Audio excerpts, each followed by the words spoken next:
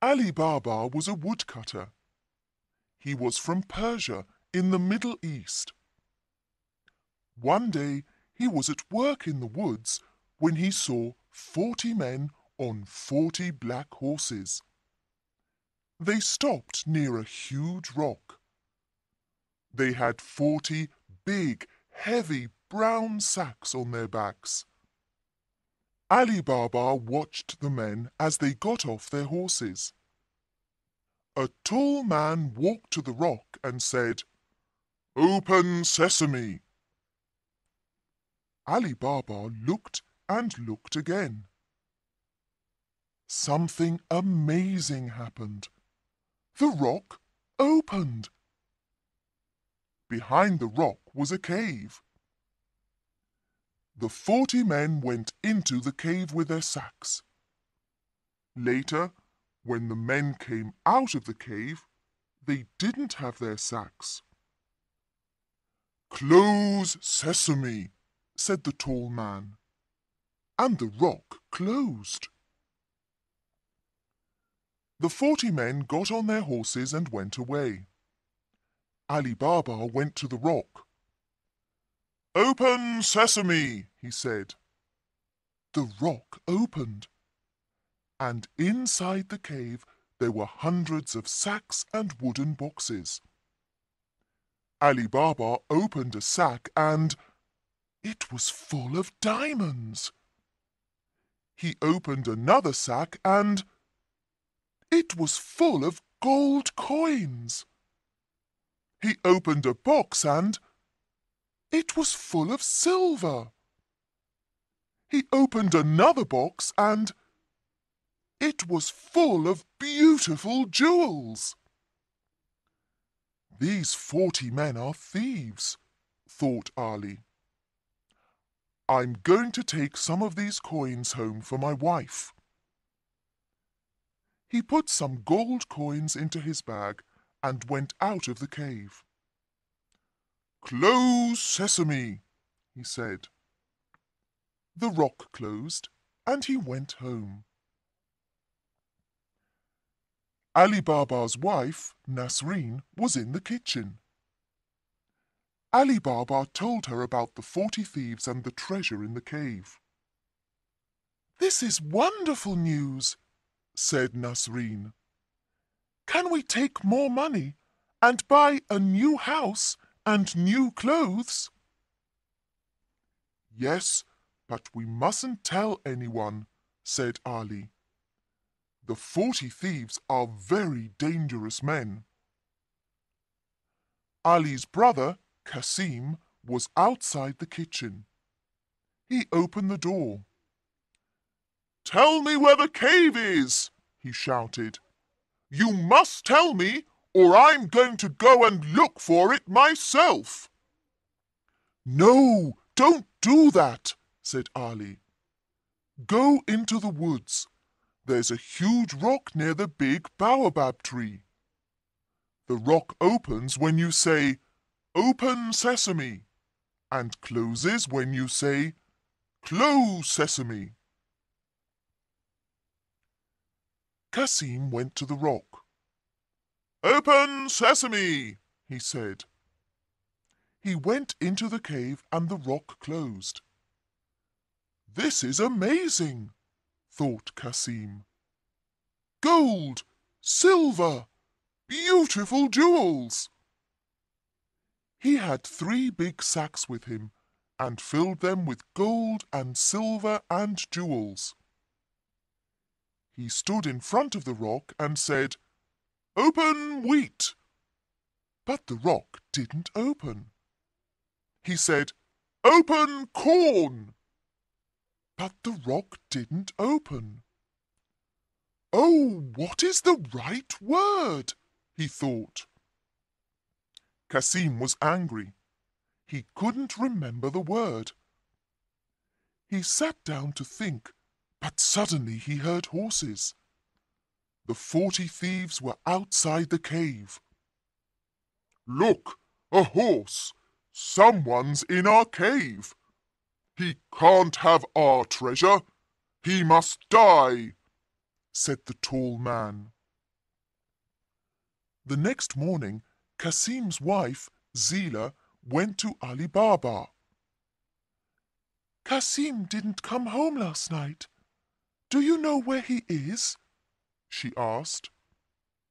Ali told Zila about the cave. "Please go to the cave. The thieves are dangerous men. They'll kill him," she said. Ali went to the rock. It was closed, but he heard a noise. "Kasim, are you there?" he said. "Yes, yes, I'm here. Help me, I'm hurt." "Open sesame," said Ali Baba, and the rock opened. Kasim was on the floor. He couldn't walk. "The thief said I must die, but I didn't die," he said. "You didn't die, but you're hurt. Let's go home now, and the doctor can come to the house later tonight." The next afternoon, the thieves went back to the cave. "He isn't here," said the tall man. "We must find him. He was hurt. We must find the doctor who helped him." The tall man found the doctor's house. He was angry. "Where's the man you helped yesterday? Where's his house?" he asked. "I don't know," said the doctor. "It was dark, and I couldn't see the road or the houses." "Then take me to the house tonight when it's dark," said the tall man. The doctor took the tall man to Ali's house later that night, and the tall man painted a white cross on the door. "Now I know where Kasim and his family live," he thought. "They must all die, and I've got a plan." The tall man went to the market and bought 39 big oil pots. "Put the pots on your horses, then hide inside them," he told the thieves. "I'm going to Ali Baba's house, and you'll be in the pots. We'll kill them all tonight when they are asleep." That evening he went to Ali Baba's house. "Good evening. I'm an oil merchant from India, and I'm very tired," he said. "Have you got a room where I can sleep and a place for my horses?" "Of course. Welcome to my home," said Ali. Zila was in the kitchen with Nasreen. "That man isn't Indian. He's Persian," said Zila. "I don't like him. Let's go and look at the pots on his horses." They went out of the house into the garden. There were lots of stars in the sky, and everything was very quiet. Suddenly they heard a man's voice. "When are we going to kill Kasim and Ali Baba and their wives?" "When they're asleep," said another voice. The women looked at the pots on the horses. 39 pots in their garden, 39 men in the pots, and 1 man in the house. The 40 thieves! "Quickly," said Zila, "open the gate." Nasreen opened the gate. "Shoo, shoo, go away! Shoo, shoo, go away!" they shouted at the horses. The horses ran out of the garden. They ran and they ran and they ran. They ran into the desert and never came back. The tall man went into the garden when everyone was sleeping. His horses weren't there. His pots weren't there. His men weren't there. He ran out of he couldn't see his horses or his men. He ran and he ran and he ran, and he never came back. In the morning, Cassim and Ali Baba woke up early and went into the garden. "This is very strange," said Ali. "The oil merchant isn't here, and his horses aren't here. Where are they?" "You men are very silly," said Nasreen. "Yes, very silly," said Zila. "The oil merchant from India wasn't an oil merchant from India." "No," said Nasreen. "He was the leader of the 40 thieves." "Where are the 40 thieves now?" said Cassim. "They ran into the desert, and let's hope they'll never come back," said Zila. "Tomorrow you can go and get the treasure, and we'll give some to everyone in the village."